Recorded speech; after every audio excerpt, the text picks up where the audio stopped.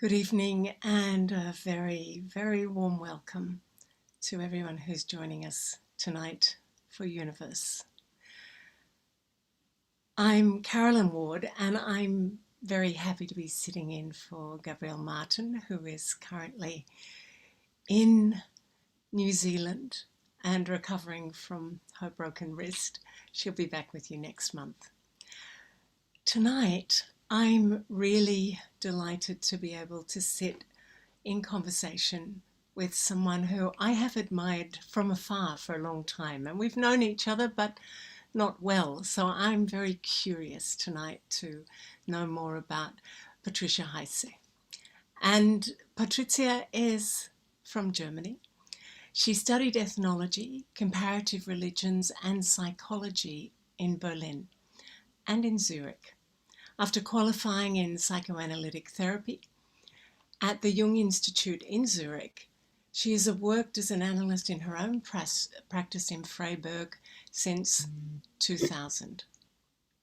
As supervisor and teacher at the Jung Institute in Germany and Switzerland, she trains young analysts in this field.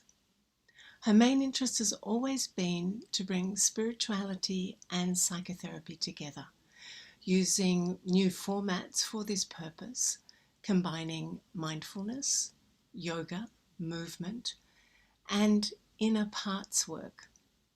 She's a practitioner of meditation for many years. And I know Patrizia as someone who's bold and brave and is always ready to seek the truth and does that with a lot of courage and wisdom and insight. Tonight we're going to explore this idea that we're in a time in the world that is calling us to do some healing, that things need to be done to resolve the problems that we face in our own lives and in the world around us. But can we do that if we're unconsciously reacting from places within ourselves that are yet to be healed? Can we take the right action? Can we give the right response? Is it possible to be a change maker and a leader in whatever context we find ourselves in if we ourselves are unconscious about our own wounding and our own unresolved pain? And this time that we're in, we're finding a lot of people projecting many things outwards, the tyranny of the otherness. It's always someone else who's to blame. And so tonight we're sitting in conversation with Patrizia because this is where I see that her living, her journeying, her expertise and her study kind of brings us to these intersections of the inner world and the outer world. And I'm very happy to welcome you tonight to open your eyes to the universe, Patrizia. So, welcome.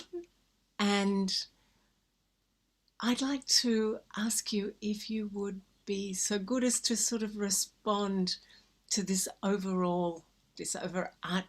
idea that this is a kind of vital time that we're in that's calling us into returning to wholeness. Yes, thank you, Caroline, for inviting me to this interesting format. I like the title when I read it, Open Your Eyes to the Universe, because universe, that's an interesting word. I find it's new for me. I had to think about it. And I think it is part of the process because we might have looked at the complete universe with you, but now we have to look at our own universe inside. And I think that's also the main topic of spirituality, to turn our view inside. And inside there is something which we cannot always prove scientifically. There are all kinds of feelings, emotions, thoughts, and other intuitions, which are, of course, now topic to science. Also, scientists are getting now into that field a lot and do research, but it's not so easy to prove something. It's a very individual. And so our world now is very, it's more directed to the outside, to the materialistic world, to what you can prove and see and touch. And we see that it is developing in a direction which many people sense now. For a while already, I think we can feel this growing, somehow, can you say tension, or can you say it's a growing threat also? And first we had the pandemic, which nobody really thought could happen in a way that it happened. And I think it is something like a sudden interruption of our dream we were in, because we were thinking we live in a world of peace, and it was nice, and we had our money to spend. We went to holidays, we could buy all different kind of things. There seemed to be no end to this, and it was like, nothing missing. Of course, there were things missing, like some people didn't know what was their sense of life, or what was the reason they were here. And people went, of course, to psychology to find out more about it. People turned to spirituality. That kind of thing was always there. But now it becomes so existential through the pandemic first, and now suddenly another thing happens: war in Europe, which nobody ever expected. And we can ask, why didn't we see it coming? Because now, looking back, there were many signs before that it would come, both things. But of course, you are always more intelligent afterwards, but not during things. And now people are blaming her. You should have done this, and you should not have gone there. You shouldn't have made contact with Putin. You were too friendly, and so on and so on. But who could say this in the situation a few years ago? That was the politics. So now we are blaming people about the politics everyone supported at that time. And so that's what you said. People always like to blame somebody. So then this person can be eliminated, and it is good, but it's not good at all, because we are all part of that. And there are other things which will, I think they are now behind the scenes. We sense it, some people sense it a lot, because there is a growing fear also. And we could sense that in pandemic times also, a fear of total control, for example, that we are not allowed to move in a free way. We have to show certificates everywhere, so you could feel freedom. That is a real something, a big value. I think we could value that in a new way in the pandemic, that we suddenly had lost our freedom partly. We were not allowed to go on. In Germany, in my town, we had to be in the house at 8 p.m., which is something. Yeah. And who would have believed a few years ago that something like this could be possible, that you tell people, be back in your house at 8 p.m. So we would say, no, never. But now it became possible. Or you were not allowed to travel, even to Switzerland or to France. You were not allowed to go in a hospital and visit your relatives being there. It was somehow so sad. Sometimes people had somebody dying in the hospital, and they were not allowed to go and see them. So incredible things happened. And I think we became more aware that we were not living in paradise the last years. and that we maybe neglected part of the truth. We neglected the growing development in the part of medicine, because things changed for a long time also, more in the direction of machine medicine and less people-orientated medicine. And about the war, we also neglected or didn't want to see the signs that there is a probably dictator who had this vision of making Russia great again, like Trump wanted this in America, but in a different way.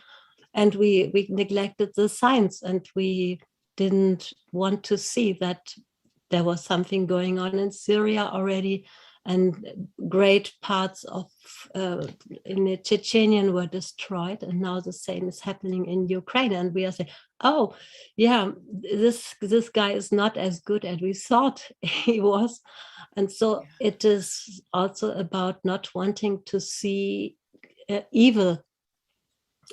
We thought everyone is nice and everyone wants the best, but now we see it's not the case. So that's just a big shock. I think people are waking up to something what we can call really evil. These intentions now to conquer a whole country, and the destruction and the dying, what is happening. It's so incredible that we won't believe it, isn't it? That's really true. It's maybe it's like an action series, but it's not the truth. Only slowly this truth can really sink down, and people are able to grasp it a little bit. But so the reaction sometimes is not wanting to see, not wanting to watch the news anymore, pretending, oh, maybe if we wait long enough, then it will go away. Or the other thing is people jump in the car and want to help themselves and go there and bring some food. For example, in Germany, that happens. Some people really want to be there and help, which is sometimes not really helpful, because they are disturbing the people who are really helping in that country. But of course, it's also activating a lot of compassion and helpfulness. That's very nice that people come here and they get immediately all what they need: food, shelter, and accommodation, and even work. So it's easy for them now to accommodate in countries like Poland or Germany. So that's the nice part of it. It activates a lot of compassion and helpfulness. And we are seeing that things are happening, which our ancestors, I think, they found normal, because for them it was always the threat of natural catastrophes, the threat of hunger, not enough food, the threat of a lot of wars in many countries. And so only in our generation, maybe only the last 70, 80 years, it was a time of great, we became rich. I think we had enough money, everything seemed so good. And now we suddenly wake up in that disaster, actually. And also the next disaster is coming, because the climate change, which nobody is safe.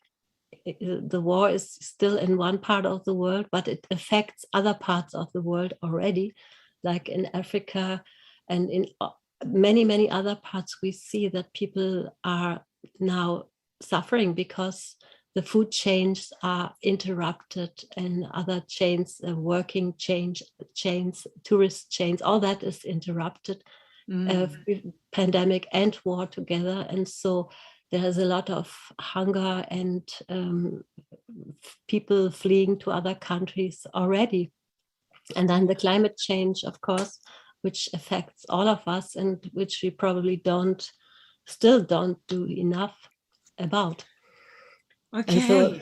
And the next is the digitalization, even, and the artificial intelligence, which people also are not really aware what's coming in that field. And I've been studying Noah Yuval Harari and about transhumanism, I think this is also a question we have to deal with.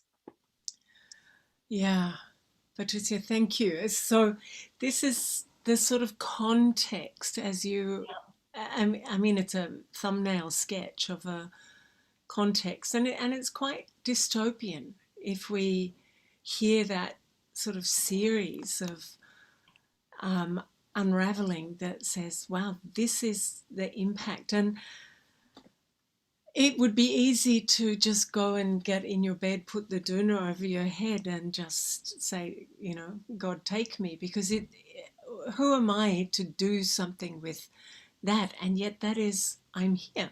Someone was saying the other day, you know, bad things happen because good people don't do anything or don't speak up. So what I'd like to do now, because I know that these things are looming, right? This is the world that's looming. But how do I, in my life, day to day, how do I do what I need to do with my own healing so that if in any moment, and it can be a big moment or a small moment, that I can be available to bring some kind of light, some truth, some beauty, some clarity, whatever it is that I might be called to deliver in the healing of the big world, what do I need to do to be prepared? And that might simply be in traffic where someone is mean to me and they're overwhelmed by everything that's going, and I don't react, that I can be truly understanding of how intense the world is at the moment. So how do we prepare ourselves to be more available to hold the transition that the world is going through, to not be part of the dystopian unraveling, but help ourselves and not be ignorant, but also not be consumed by the gloom? What do I need to do for my own healing, my own wholeness? Because when I read out your profile, I mean, this is your work, isn't it? The psychotherapeutic and the spiritual coming together, and we are all playing a part in the co-creation of the world by our living it. So how do we bring into the picture our own healing, and what does that do to what is happening in the world? Yes, I think that is the big question for everyone now. And I think part of it already, you mentioned it, it's not reacting immediately. That is a big part of it. And because in not reacting immediately, you become aware of what's going on inside and outside. And you are stepping out a little bit from the scene, and then you can watch and trust also what's going on, because there's much more than this immediate reaction. Of course, there is reaction necessary. If somebody is in front of you who needs some food, then you know what to do, of course. That is immediate reaction. But the things have become so complex that any immediate reaction could be the wrong reaction, because you don't know what is the effect of it. And so doing the good can have a bad effect, and the other way around probably too. So then what is the role of intuition in that? Yeah, I think intuition means that you are opening up for some higher wisdom in yourself. and maybe listen to it, because in all that noise of what's happening and going on, this inner voice can be very silent and you don't hear it. And so it means in spirituality, we learn more awareness. Meditation, for example, is a technique which doesn't mean that you are escaping the world, but you can create a silent and a still and stable space inside of yourself. Not create, but it's always been there, but becoming aware of it more, and thinking, acting, and feeling more from that space. And that means to take time for that, to be aware of that, and to cultivate it. It's cultivating your inner space. I think that's spirituality, if you break it down to something simple, making space for the inner world, for the wisdom which is already there inside of you, for intuition, which is sometimes, it is irrational, you can't explain it, but it's very often the right thing. I sometimes go to a place, I can't explain it to other people, but I know the way. And some people don't trust. And then they say, no, if you cannot explain how you get there, then I don't come with you. So for intuitive people, it's sometimes difficult because they cannot explain in a rational way why they are doing something, what they are doing. So, but it seems a kind of wisdom from another space, which is deeper, and the wisdom of what is the right thing to do now is there if you connect to it. Yeah, We can see I that love from Sorry, go on.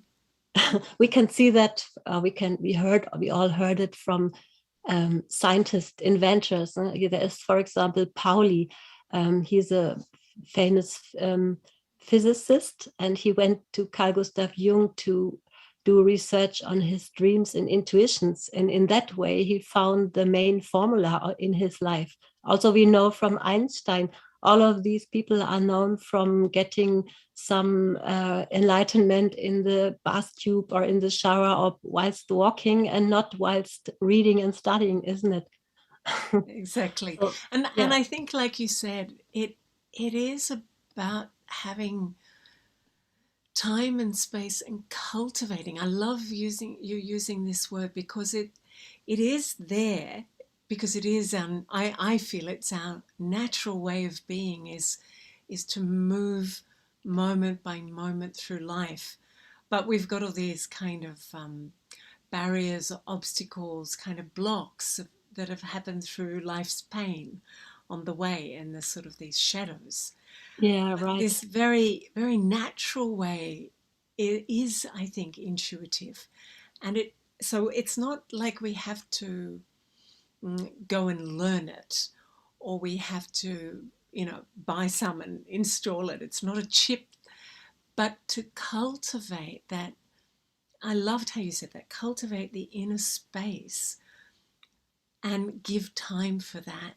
And that connects us to a greater wisdom that is somehow bigger than the personality, with its distortions or its limitations or its pain or its beliefs or its judgments or expectations, all of that. So one question, and then I think we might actually do a meditation, like do a bit of cultivating, ask you to lead us for 8 or 10 minutes in something that gives up this space. But I want to ask you, for you, and working with people, clients, patients for decades now, what do you find is optimum for a practice around this cultivation, so that it gives you both stability and creativity? It's those two things, and anchors you into self and opens you to something more. Is daily practice? Daily practice would be the best, of course, but my experience is that for many people it's not possible.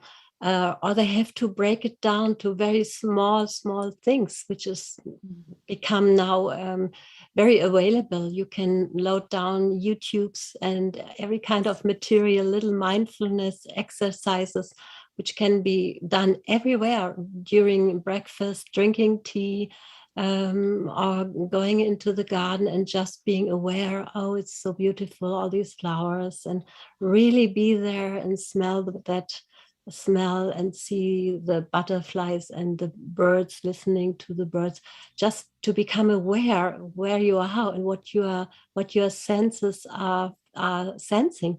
Just that is already something. Or during toothbrushing, to be aware, I'm here, I'm brushing my teeth, this is me doing this, and something it brings you to another level of being aware and not just going on automatic pilot. And in psychology, at least in the Jungian, we discriminate the ego, which is necessary and it serves your daily needs. It's not something wrong. And the self, which is something greater, and it contains the potential you can develop still, and which you haven't developed still. And also, of course, the stuff you don't want to see in yourself, what we call the shadow. And mostly it's not something so bad, but we always believe it's a kind of monster and don't want to see it.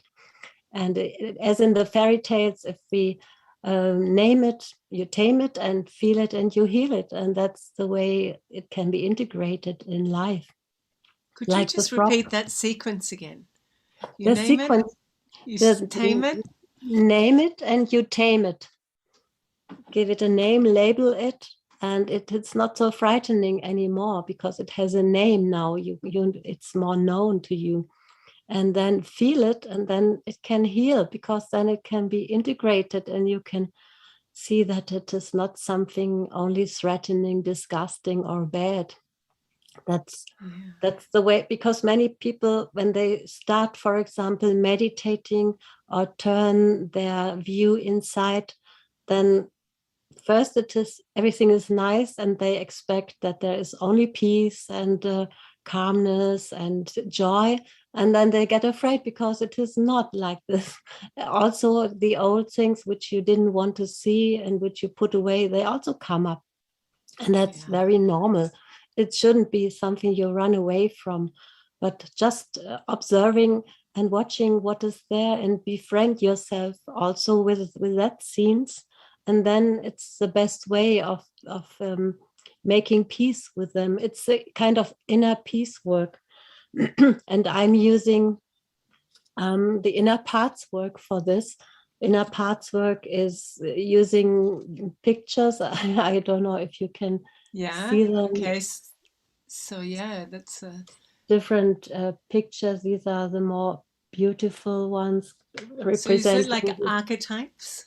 Yeah, you could say, archetypes. Yeah, for example, this one, it's reflecting all kinds of different emotional conditions you can be in, and you can select the ones, the pictures you want to work with, and discover these different parts which are active in different situations in your life. And just by becoming more conscious about it, then they can be more integrated, and it can be seen that they never wanted anything bad for you, but they just got out of touch, or they were somehow banned into your inner psychic cellar, where they now want to come out. And this can be sometimes a little bit heavy, and you can also experience difficult emotions.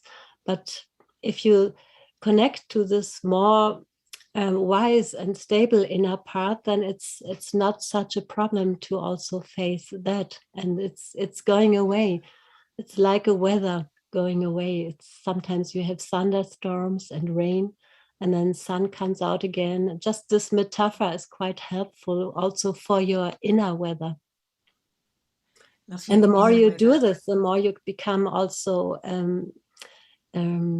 you know more about your inner universe, and then it's maybe first you can not do it for a long time, but then you get used to it and you can do it longer, and maybe you become curious what is there. Yeah. I want to come back and pick up on this because I think that's an overarching idea that I think people can be fascinated by. And maybe we can talk a little more in depth how to use it. Do you need to grab a glass of water? Did I notice? Do you have a drink of water? Yeah, I have. You have one. Okay, that's good.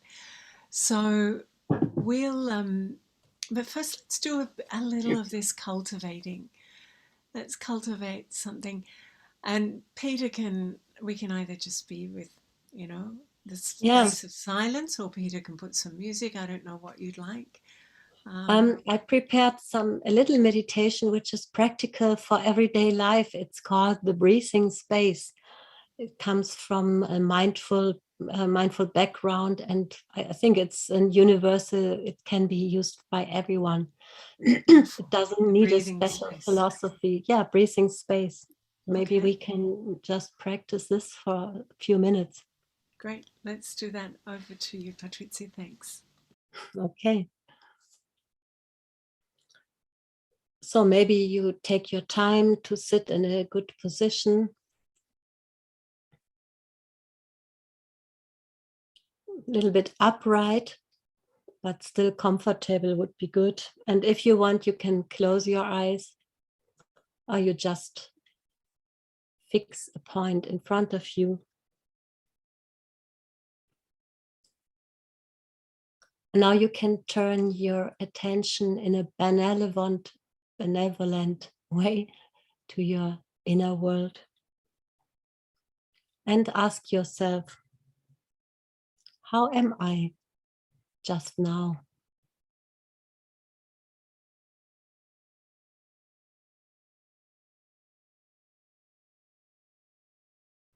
You could use the metaphor of the weather report.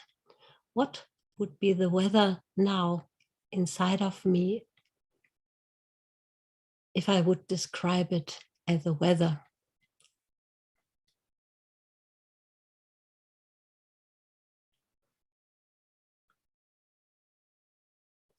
And don't think too much about the answer, but let it just emerge.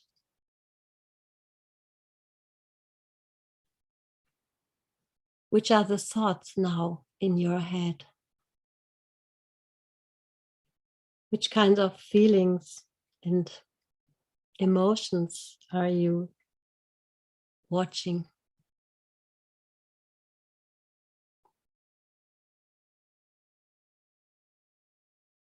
What do you sense in your body?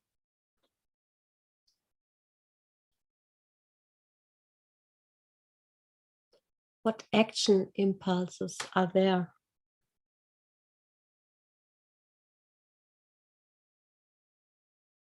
Whatever is coming up now, and could you just accept that you feel like you feel in this moment?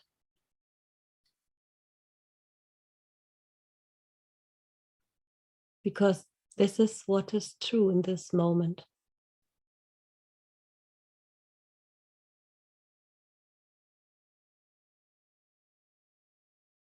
Can be helpful to tell yourself, it is okay, I want to feel it.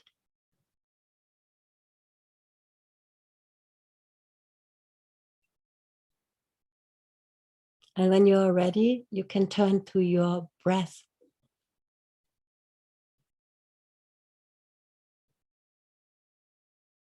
And sense where your breath is in your belly. How your belly is coming up during breathing in and coming down by breathing out. And you can follow your breath for some moments with full attention.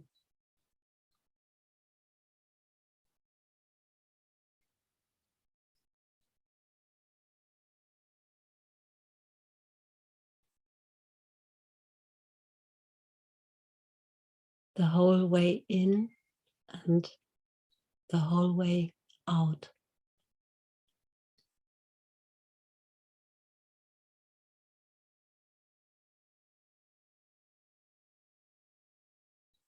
And when you experience that your attention is drifting away, then you can bring it in a friendly way back to your breath.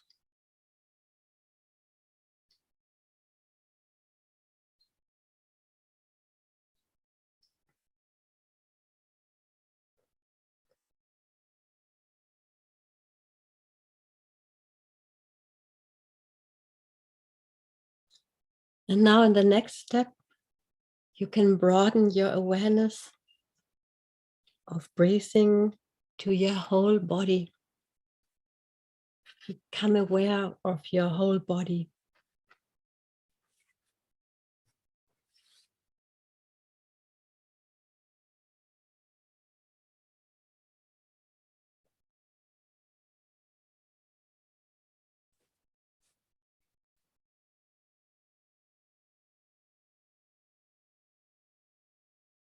You can be aware of contact to the underground where you are sitting, your posture, your face,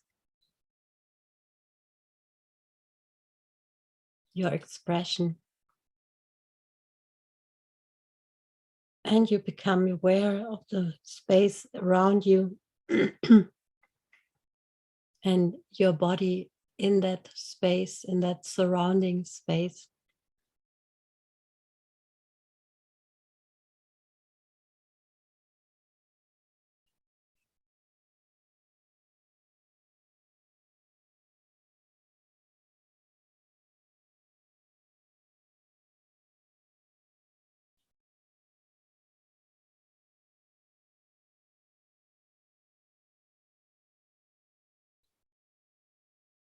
And maybe you can take something from that extended awareness into your daily life and repeat that moment from time to time.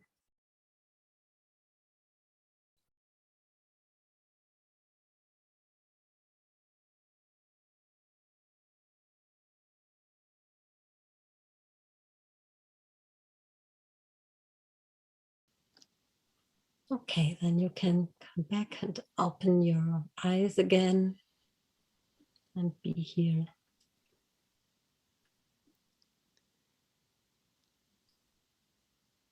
Thank you, Patrizia. In so many ways, it's so simple, right? Yeah, yeah, it And should be simple, yes. and don't you think that we live in a world where we think anything that's of value is complicated? Yeah. And people have a lot of beliefs around, I've noticed over the years, about what meditation is, rather than it's just cultivating this spaciousness inside. But meditation, and I can't because I can't stop thinking, and I can't.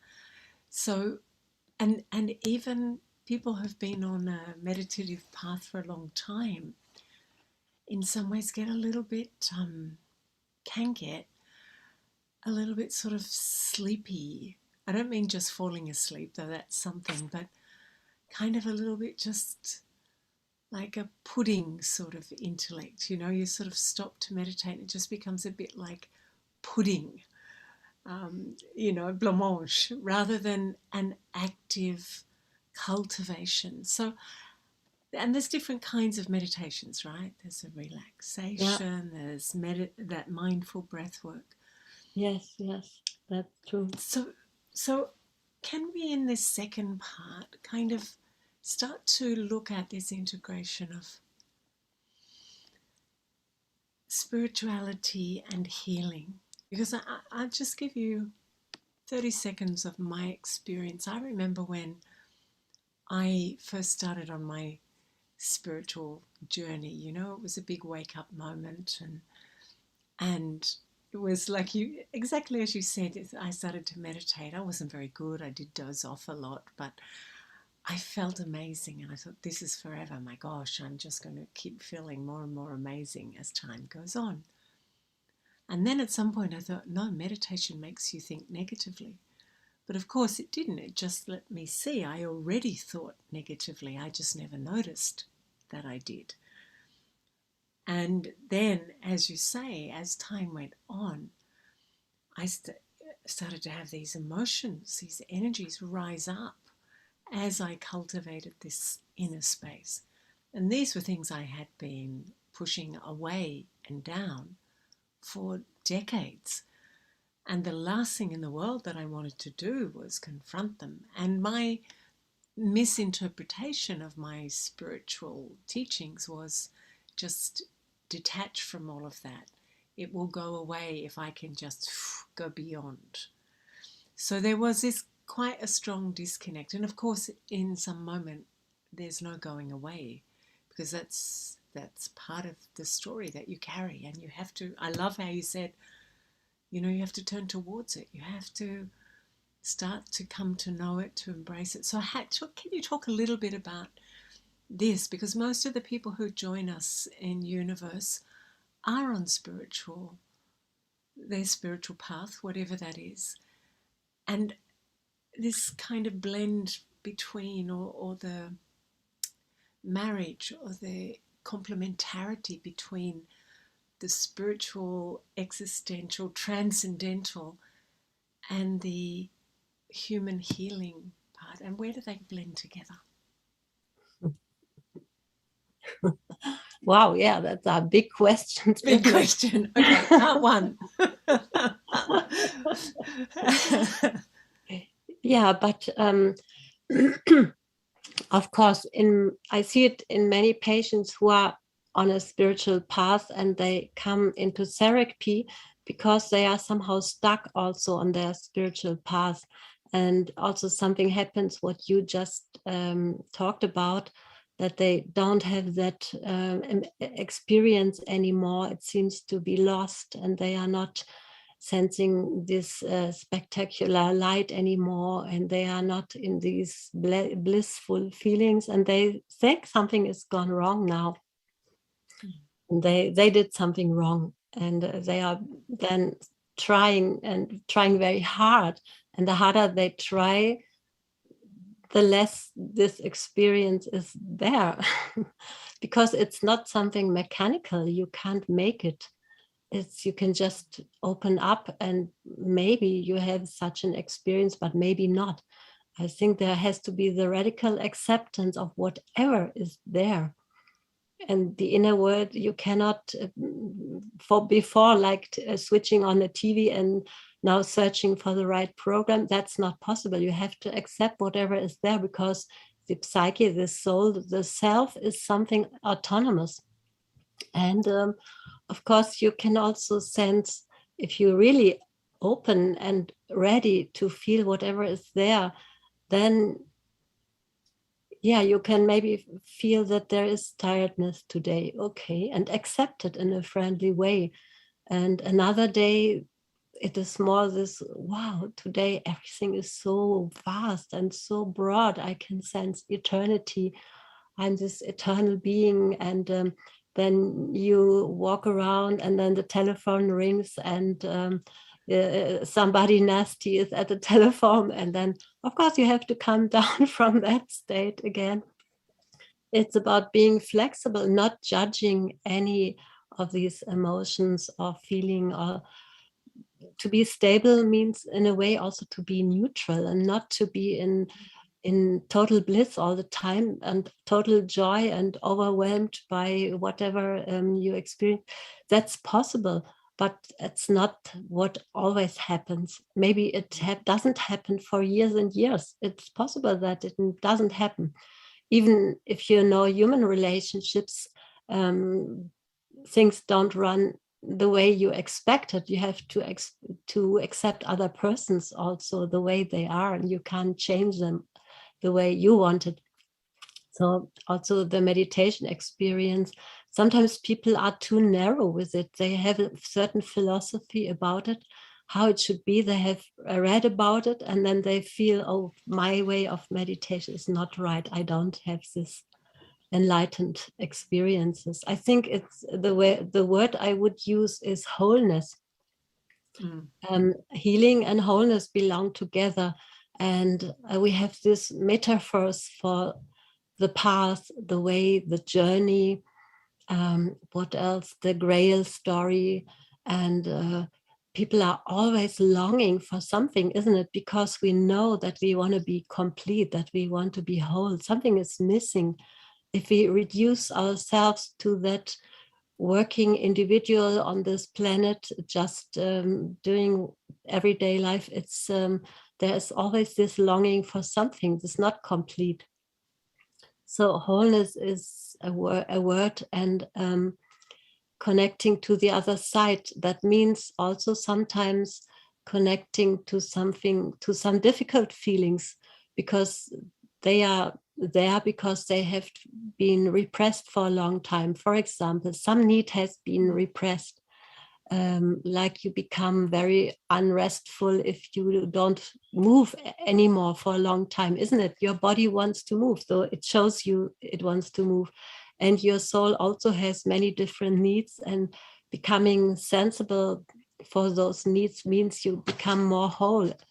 If you cultivate that, as we said in the beginning, to really follow the needs of your soul. Follow your bliss is a word from Joseph Campbell when he talks about the hero's journey.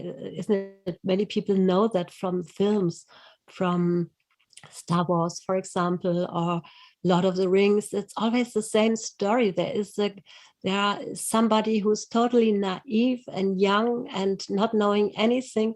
He has to go into the world, and he encounters these big adventures. He meets monsters and all different challenges, and he's growing, meeting these challenges. So meditation is not withdrawing from the world, but the spiritual path is unfolding by going. And what is the next step? That is important to sense. And then we are in the beginning, when we started to connect with your inner wisdom, then the spiritual path unfolds. And then it's not separate from your life, not separate from your daily life.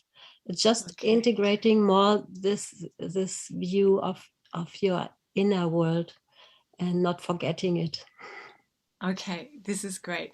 So I want to kind of pick up all the nuances, if I can, of what you just said, because often, when one starts a spiritual path, right, you need a sort of container. Yeah. You have an experience. I'll talk my own experience. You have some transcendental or illuminating experience that lifts you beyond the mundane, and maybe the inherent longings or the missingness of things. And so you Yes. get this wow. And it's different for different people. It can be a God experience, or it can be just a light experience, or whatever it is for people, name it. And you said it's not a mechanical thing. You can't just switch it on and switch it off, and it might last for a little while, and then it becomes something else, and maybe it disappears. And that's really sad. I had that experience. I thought, Yeah. this is, you think this is going to be forever, and it disappears. Yeah. Um, but I think this something I love the way you say, you turn towards it and be friendly. You be friendly towards it. And I think for me, this was a key moment when I understood. Yeah. I started to learn to be kind, because I was hypercritical of myself. And I was always looking at where I wasn't enough, never looking ever at what I had accomplished, always at what I had not achieved. So living in the achievement model of the world and layering that over the spiritual journey, Yeah. which, Yeah. is I've got to get somewhere to be enough, rather than actually cultivate this inner space. And wow, Yeah. this is beautiful. I love being here.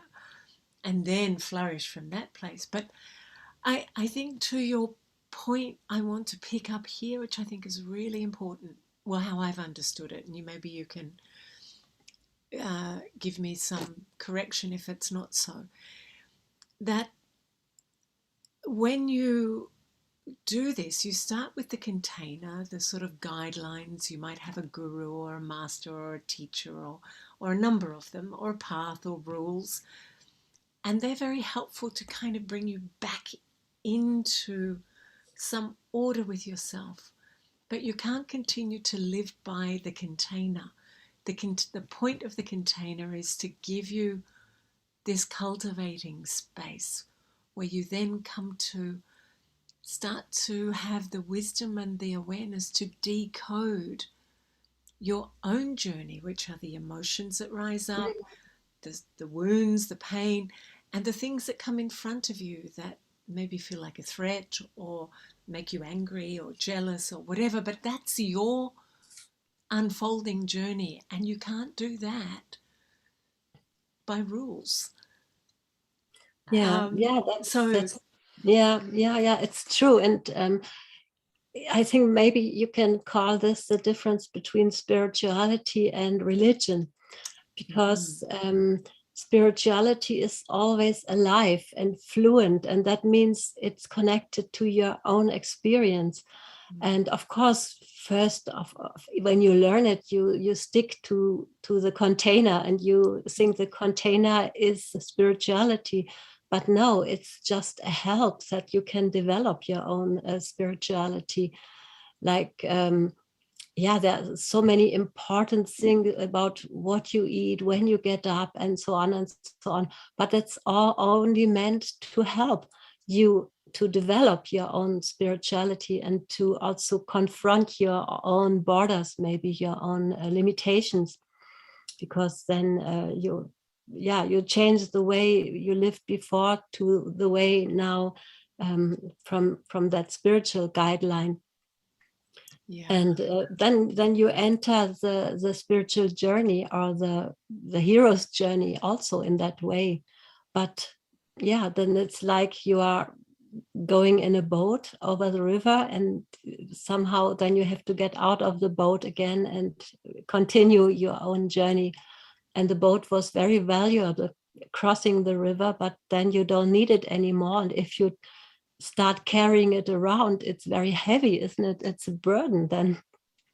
And it doesn't belong to that new Yeah, land. It belongs yeah, to the water, the river.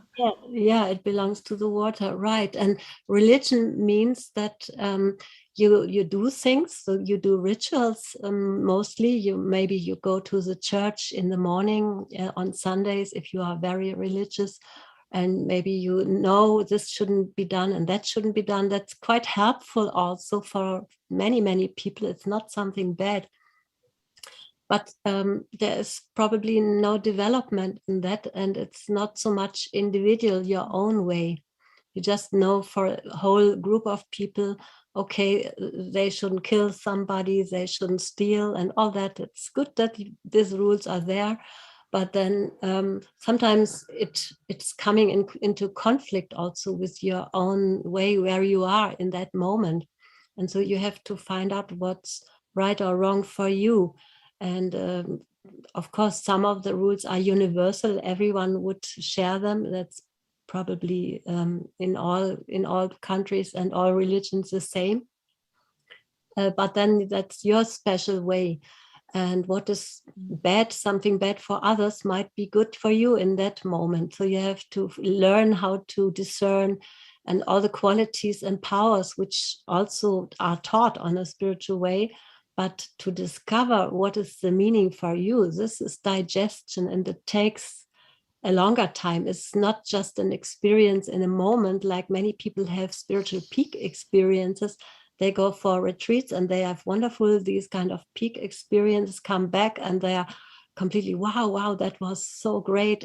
But in daily life, to integrate it, that's coming down to earth. Not the other thing you could also call spiritual bypassing, because then you avoid situations or people which are so-called bad, or which you are angry about, you don't like. And the more you avoid, then your life becomes very narrow, and then that's your spiritual path.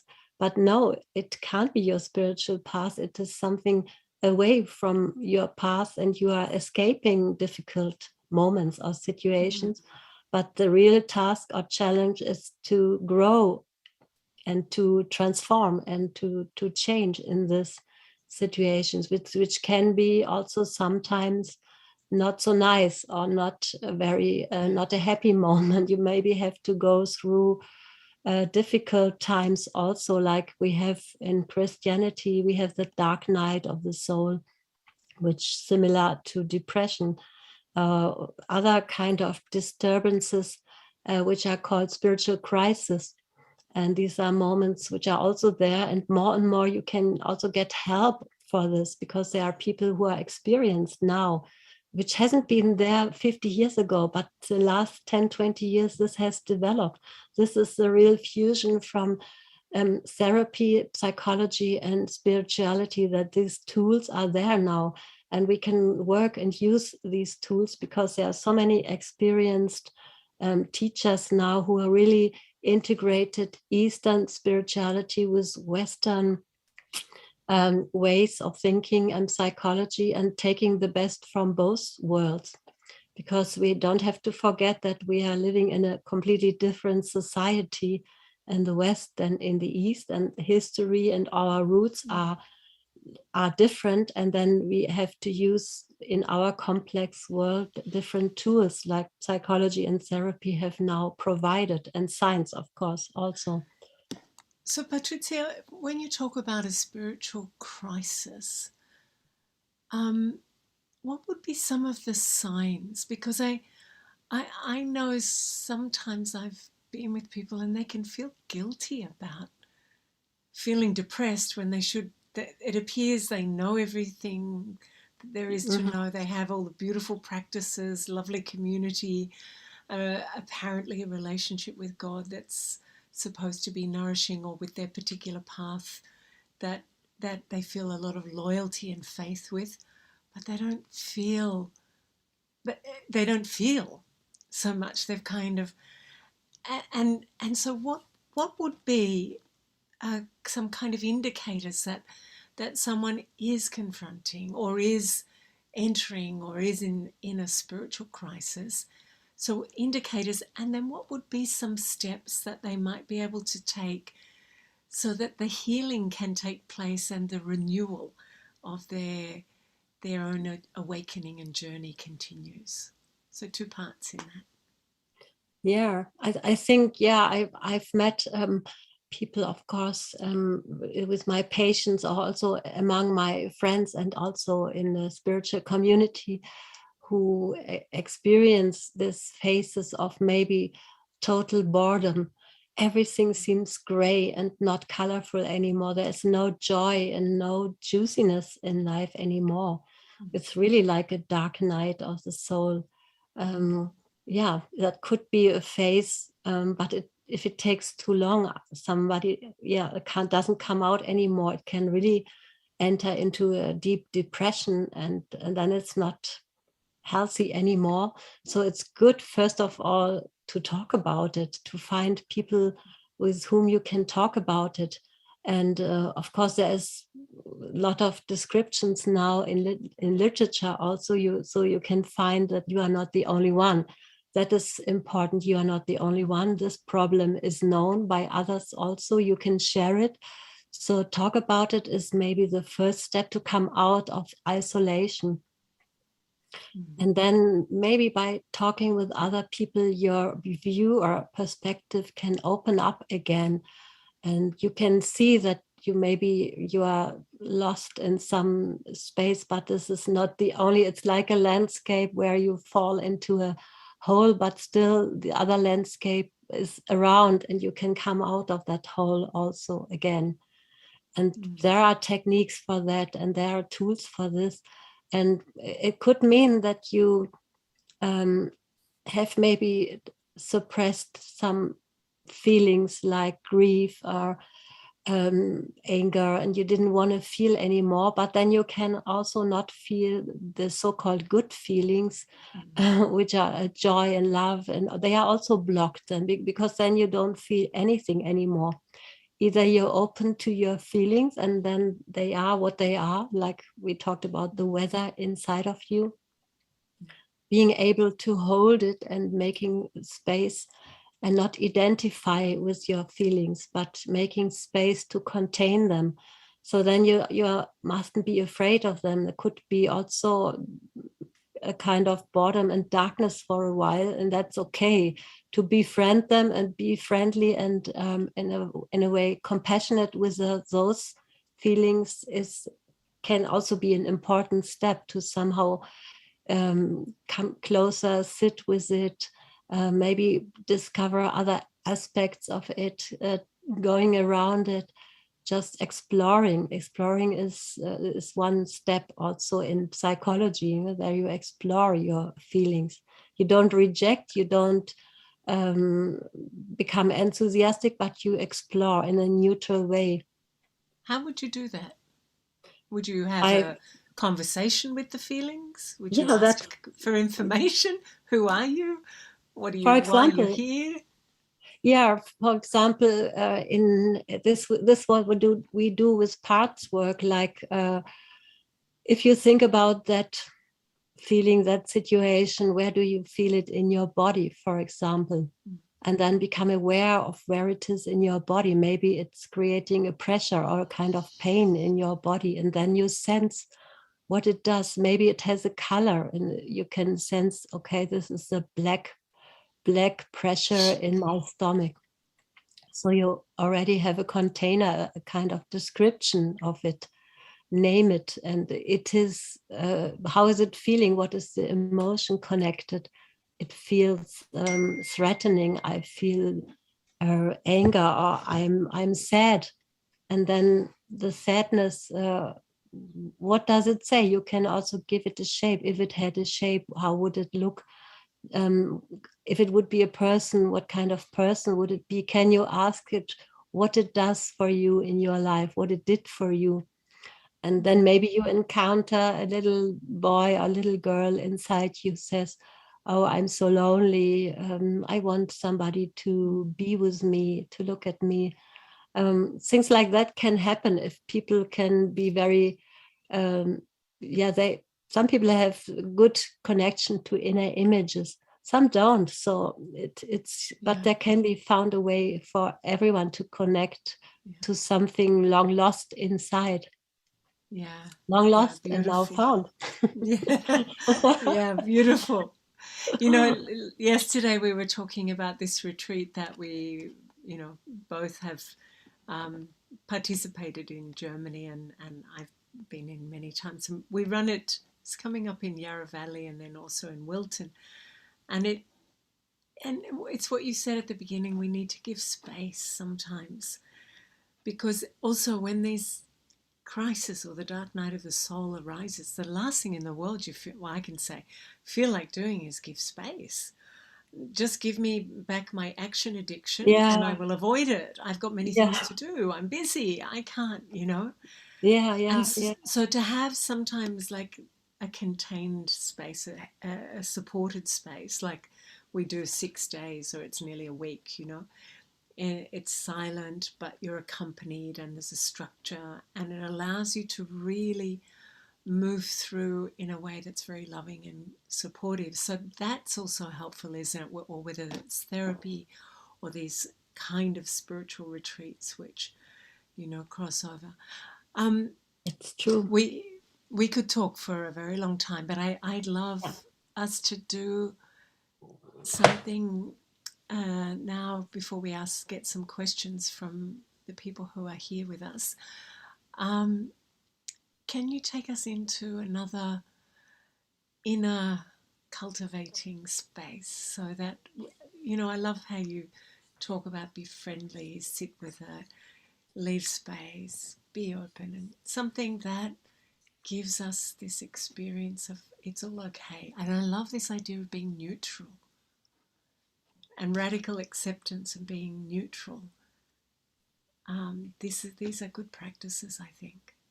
Can you Yeah, do that this for can be us? very helpful when you develop a kind of attitude that you are not your feelings, you are not your emotions, you are not what you are sensing inside, and you're not your action impulses. You are more than that. Then it becomes easier to make that space. It's not that some people think they should push away all this. No, it's different. It's not doing anything about it, just leave it as it is. And that's very difficult for us, because we are always these action type of, we want to do something about it, we want to change it. We don't fix it. want, We want to fix it. take medicine to make it go away, and can be helpful sometimes. Of course, medicine is also sometimes good if you are in a deep repression, and it's helpful to come out, but then go on and work with it, not stop there. Sometimes, yeah, it's also not something bad. It's also possible to take the help of medicine sometimes. Yeah, but it's important to create that space where you can be stable and react to changing and unknown situations. That's what we all need now, to be flexible in our response to what is happening in the outer world and affecting us in a very sudden and unknown way. So being ready for that means you have to be ready in yourself to confront challenges from the outside. If you are still too busy with what's going on inside of you from 20 years, reflecting these old situations, then you're blocked and you can't react to what's now. Okay, great. So let's go with you to a bit of inner cultivation, shall we? Yeah. And then we'll so come back and see if anyone's got some questions.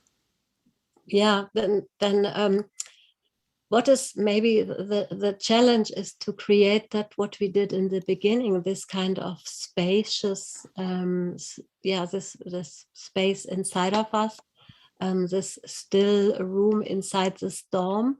You know that Sarah Eager has written a book, Stillness in the Storm, and take in that space something difficult, and that is a good training to try that.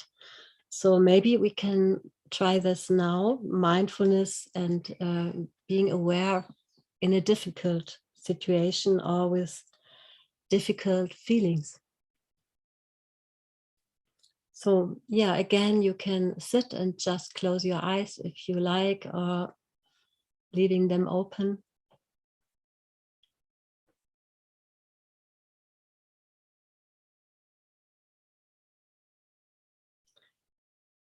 And sense how you are awake and your attention is there. And now you can sense the place you are sitting on and your body has contact to.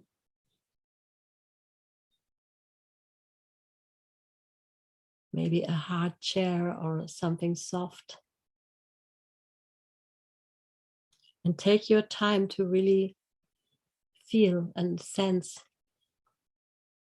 how it is.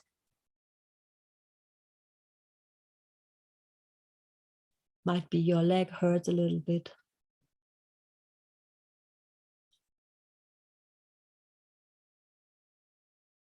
And now I'm inviting you to take your place softly on the waves of your breathing.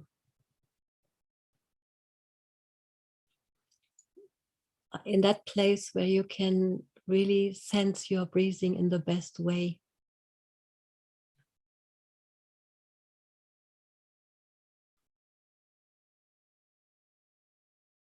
And follow your breath with full attention for a moment.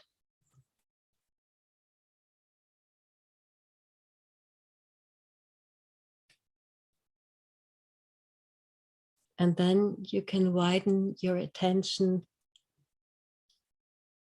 onto your whole body.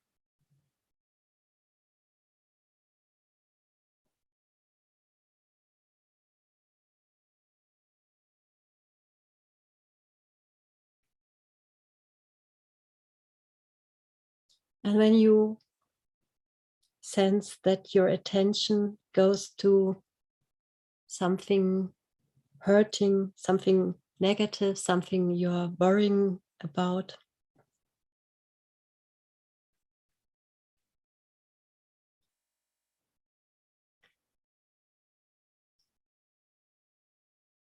Then you can choose this situation or maybe something else, which is a little bit worrying you, not too much maybe.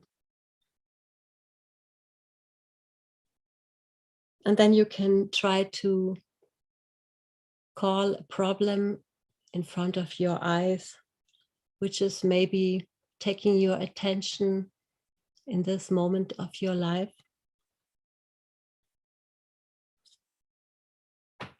Something which is not totally hurting, but something which you just don't find very comfortable in the moment, and you have no solution till now. If you don't find anything, you can choose something from the past.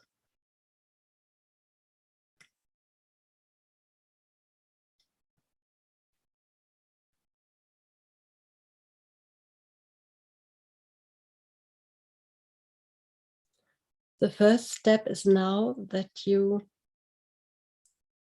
say yes, that this thought is there now. This uncomfortable thought can be there. It's okay.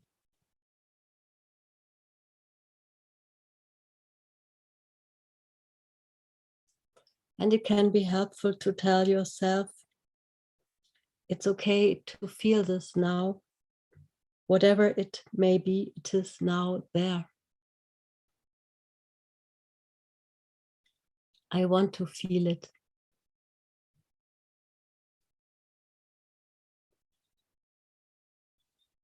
And it is okay to open myself for it. I don't have to find it comfortable.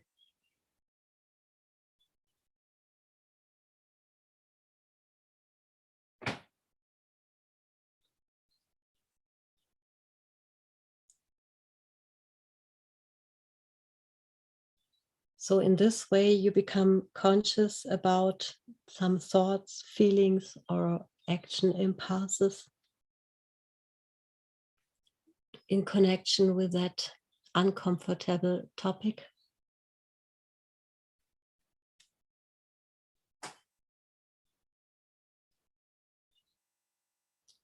Then you can direct your attention to your body and become aware about your sensations in your body now, connected to that uncomfortable topic.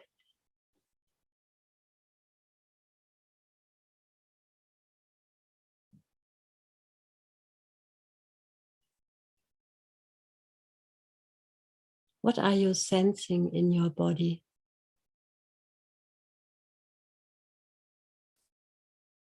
And take your time to really explore it.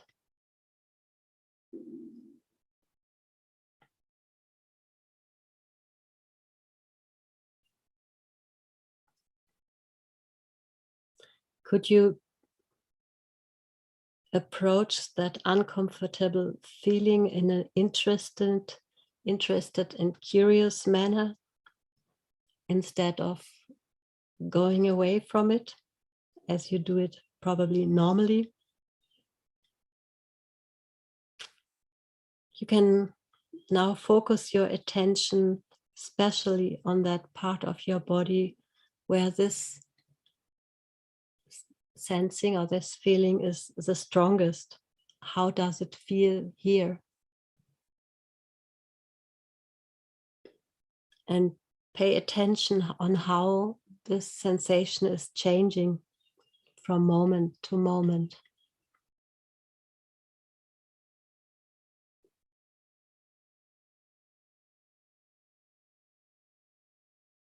You can also connect your breath to that part of your body and let your breath flow to it. Breathing in letting your breath flow to that part of your body, breathing out, letting that flow come out of that part of your body.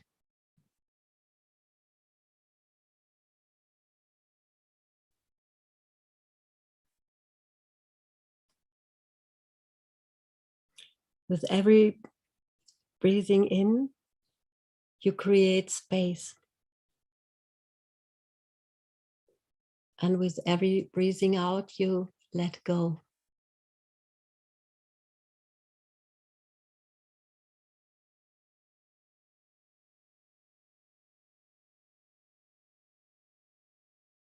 And you can try as good as it works out now to stay with that sensation of your body in your body and find out what is your relationship to that sensation.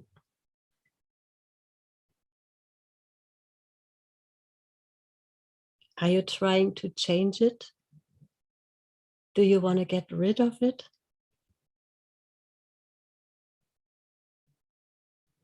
Or are you able to pay full attention to it, to stay with it, to breathe with it, and to tell yourself it's okay to feel this?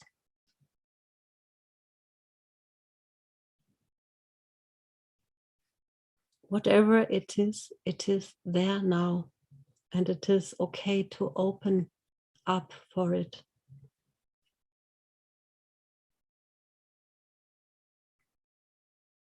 And you can open with every breath in more and more for it. And with every breath out, you can soften it more and more.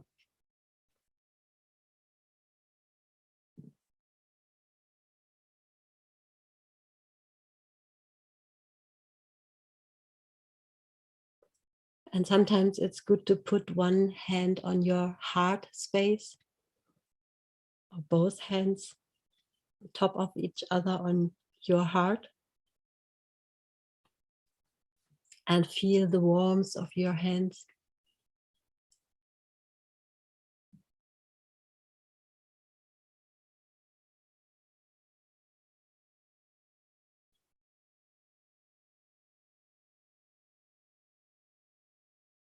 And you can feel the soft rhythm of your breath also against your hands now, pressing on your heart.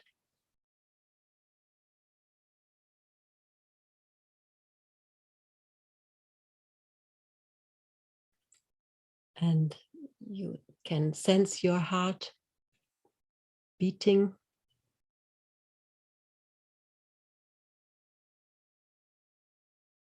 And become aware what this whole exercise does to you, and what is your feeling now.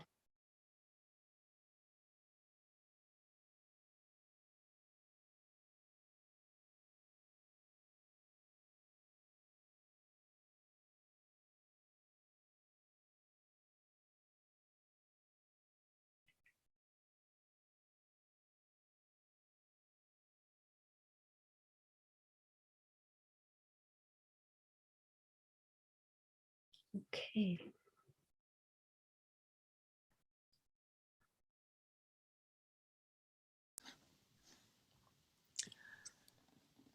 Patrizia, thank you so much for that. That was a very beautiful and practical example, and I love that we have this recorded and it will be available on YouTube. So anyone who needs to go back, it's a very, very clear, guided process to how to befriend something that we would rather just put away and not feel. And you talk about the inner parts work, which I shared. I've, done some recently myself, this therapeutic, like my own practice, not me with clients. I have been the client. Okay. And it's what I find that is extraordinary in, feeling something in the body, accepting it. And then the person guiding me would say, okay, can you what does it look like? And it takes on some form, and usually it's not very pleasant. And it's like, is there any way you could feel some compassion for it? And I go, oh, yeah, I could do that. And just by turning towards it with compassion, it changes form. It Yeah, turns into something from being dark and a little bit monstrous to being something free and more, but more, use the word benevolent, like yeah, that yeah, benevolence or that friendliness and you find out, like you said, nothing is there to hurt me really. It's just a distortion of some sort. mm, So mm, thank you mm. for creating that guided pathway, because I think it will be something. I know some of the questions, and we've already answered along the way, the questions that have come in, like, how do I face these things when I already feel negative or depressed? Mm, mm, mhm. And you've just given very practical, step-by-step guidance. So thank you so much. We've come to the end of our time. It seems Oh, impossible. quick, huh? I Yes, know, I know. And then I feel that we could explore, and I love you use this word, just explore, be curious, be with it. Don't become it, but leave the space. Is there yes. anything that you would like to just, before we close and I share about next episode and some of the books and resources available, is there anything you'd like to share by way of closing? Maybe just short. I think what you just told about your experience with parts were, I think, yeah, that's very important. It's like some former bad feelings which you don't want to have. They are melting like ice cream in the sun, sometimes in the light of compassion, isn't it? For yourself, because we are always compassionate with other people, but much less with ourselves. We are not treating ourselves as friends sometimes. So this attitude to change it, you become your own friend, is something important, I think, Yeah, to have great. this, yeah, to allow yourself to be your best friend, your own Yeah, best friend.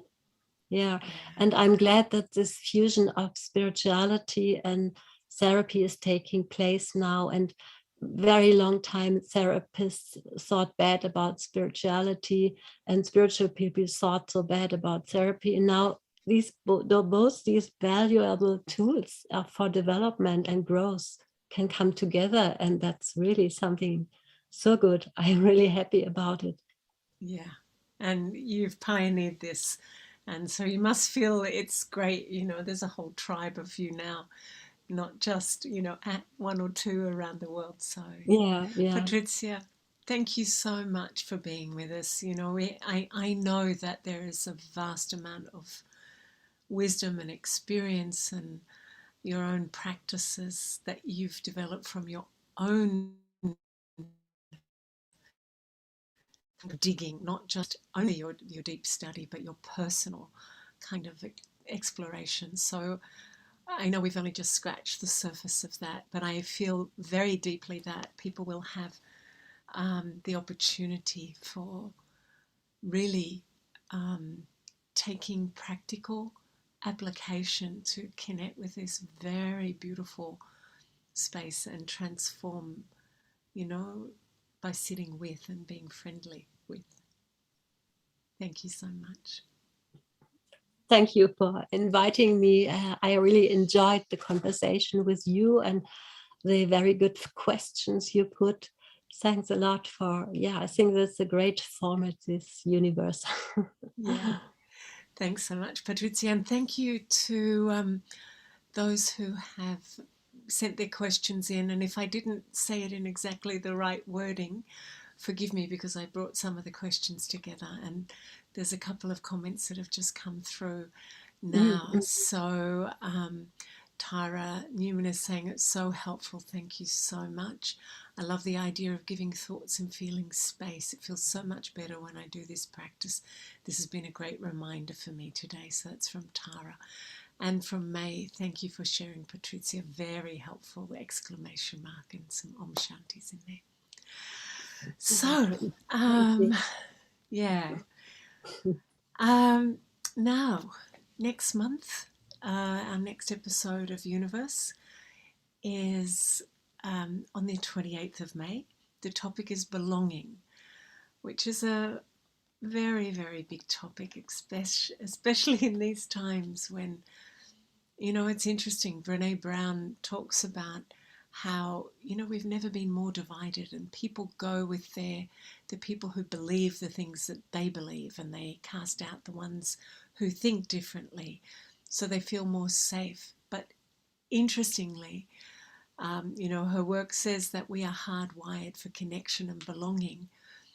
And you would think by only hanging around with the people who believe what you believe, you'd feel better and you'd feel like you belong. But the research is showing that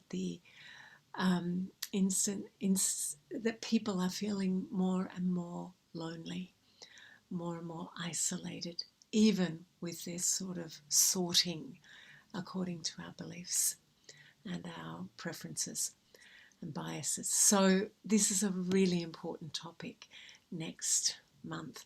And the two guests, Gabrielle will be back with you, and her two guests come from opposite sides of the hemispheres of the world. We have Samantha Fraser, who's from Oxfordshire in the UK, and Dr. Annette Mortensen, who's from New Zealand. And they'll be joining to speak together and explore this beautiful, beautiful topic of belonging beyond these sort of limited ways. And Gabrielle will be hosting that. The takeaways for this month, if you have a look at Eternity Inc. and you feel like you just need some lovely stimulation of, something that's going to give you a word, a phrase, a story, an insight that will kind of move you a little further along the journey, which is your journey. Jump on and have a look, and they're always at not-for-profit prices, and often there's some sort of specials where they've got extra stock, and it's all beautiful and comes from people's deep experiences. You can subscribe if you haven't already to Youniverse. Just send an email to special.events@au.brahmakumaris. That's as it's spelled on the screen, BRAHMAKUMARIS.org, and you'll get an invitation and link to every episode. And as I said, next month, 28th of May, same time, 6 to 7:30 Australian Eastern Standard Time, the topic of belonging. So thank you to all of you for joining us. Thank you to the behind the scenes team that always makes this so very smart and slick and spiritual, and have a beautiful month ahead. And I hope that you found Patrizia's wisdom and tools and guidance as helpful and healing as I did tonight. Wish you all very well and have a lovely night. Bye.